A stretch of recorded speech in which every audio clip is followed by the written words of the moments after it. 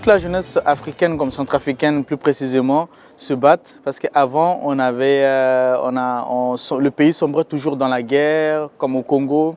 Mais au-delà de tout, il y a toujours de l'espoir. Parce que beaucoup de jeunes, avant, pouvaient accepter 10 000 francs, qui est moins d'1 euro, pour aller tuer l'autre, pour aller détruire même son propre pays, casser. Et aujourd'hui, les jeunes n'ont plus cette envie, par exemple. Ils ont envie tous d'avancer, de se battre. Et dans Congo Boy, on voit Robert qui se heurte aussi, qui est la nouvelle génération, qui fait face à son père en lui disant « C'est toujours toi qui veux diriger, mais je veux aussi avoir mon mot, je veux aussi vivre, suivre mes rêves. » C'est aussi, même si on a besoin des parents de l'ancienne génération, mais on veut aussi avoir la possibilité de pouvoir nous exprimer librement et de pouvoir suivre nos rêves.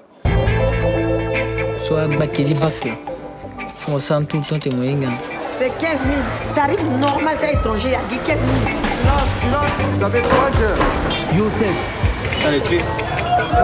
Même les Jéhovah producteurs de Jéréga, UNICEF a organisé mes concours dans les 20 nouveaux espoirs de la Centrafrique. Il est réfugié, il est réfugié. Au moins, on ne vit pas caché, papa. Pourquoi mon ami Ghana un concours de l'UNICEF? à genoux. Bon, ça, nous voyons que mon femme. C'est dit Tokoba. Mais ok. Que le meilleur gagne. Bonne chance, les gars. Quand j'ai commencé à écrire Congo Boy, j'écrivais à la première personne. Mais je ne me voyais pas être devant la caméra. Je ne serais peut-être pas capable de porter le film comme Bradley l'a fait. Quand j'ai rencontré mon co-scénariste Tommy Baran, tout de suite on a commencé à écrire le projet à la troisième personne en écrivant Robert.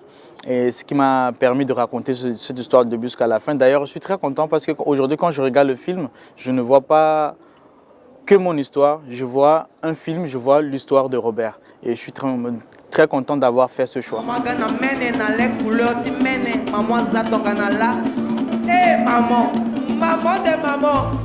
na robe rouge, chapeau quoi t'es na montagne. Maman de maman, la big boss, la big boss, la big boss. Eh, ma chapeau.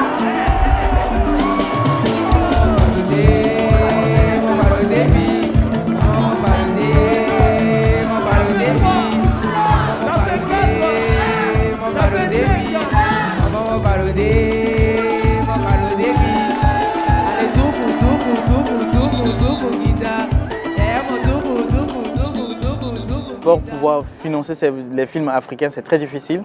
Et aussi, quand tu dis que tu as envie de raconter une histoire qui est réelle ou disons plutôt culturelle, qui est naturelle, des fois c'est difficile de pouvoir les financer.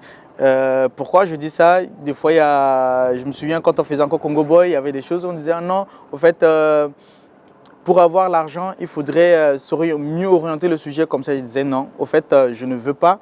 Parce que si tout le monde oriente le sujet comme ça et qu'on regarde l'Afrique aussi comme ça, bah, c'est quoi ma part de vérité dans ça? Parce que j'aimerais que quand je vais montrer le film, on puisse se reconnaître. Ça, c'était important pour moi. Des fois, c'est très difficile. Quand on veut faire un film, des fois, si on n'est pas bien accompagné, des fois, on peut se perdre. On n'a pas de financement sur place.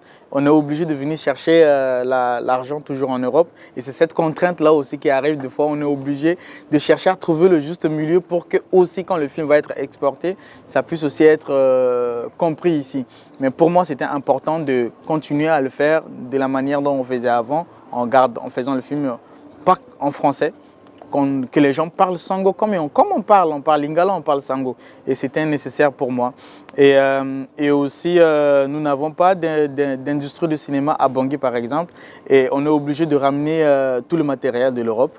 Mais on a réussi sur Congo Boy à faire une équipe mixte où il y avait 5 techniciens français, mais avec 20 jeunes centrafricains. Et ensemble, on était tous des jeunes, on était tous du même âge, on n'avait pas fait de grands projets. Et on s'est tous tenus la main dans la main. Et c'était une très belle ambiance et ça a donné ce que vous avez vu.